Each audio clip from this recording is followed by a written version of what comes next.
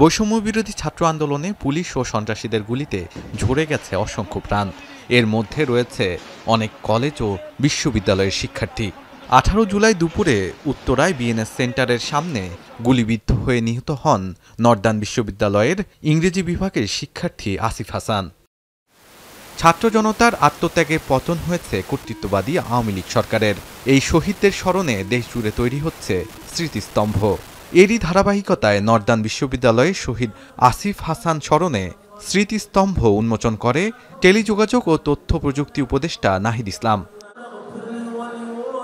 এ সময় তিনি বলেন, আন্দোলনে সকল শহীদদের নাম লেখা থাকবে ইতিহাসের পাতায় পাতায়। যে ছাত্রদের সেই যে আন্দোলনের সকলের অবদান, সেই অবদান সবসময় মনে রাখবো। তাদের এই আত্মত্যাগ জাতি চিরকাল স্মরণ করে রাখবেন। এবং আমরা আসিফের যে আত্মত্যাগ, সেই আত্মত্যাগ কখনোই না ভুলি। আসিফের পরিবারের পাশে আমরা সবসময় থাকবো। এদিকে মঙ্গলবার দেশের বিভিন্ন জেলায় স্থানীয় ছাত্র নাগরিকদের সঙ্গে মত বিনিময় সভা করেন বৈষম্য বিরোধী ছাত্র আন্দোলনের কেন্দ্রীয় সমন্বয়করা। কুমিল্লা টাউন হল মাঠে সভায় উপস্থিত ছিলেন যুব ও ক্রীড়া উপদেষ্টা আসিফ মাহমুদ। তিনি বলেন, জনগণ পররাষ্ট্র নীতির ক্ষেত্রে যে সিদ্ধান্ত নেবে সেটি বাস্তবায়ন করবে সরকার। আমরা এটি নিশ্চিত করতে চাই, আগামীর বাংলাদেশ তৈরি হবে জনগণের প্রণীত রূপরেখায়।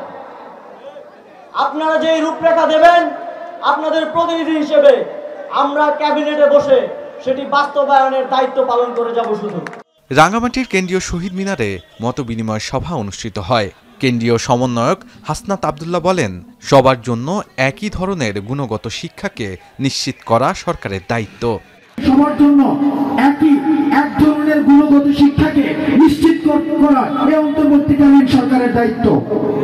এবং আমরা প্রেসার গ্রুপ হিসেবে আমরা নিশ্চিত করতে চাই, ঢাকায় বসে একটা শিক্ষার্থী যে ধরনের শিক্ষার সুযোগ পাবে, ঠিক একইভাবে পাহাড়ের প্রান্তিক পর্যায় পর্যন্ত একই ধরনের শিক্ষা পাবে।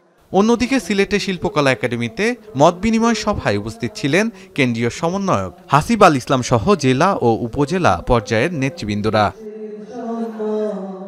শাহাদাত, এখন ঢাকা।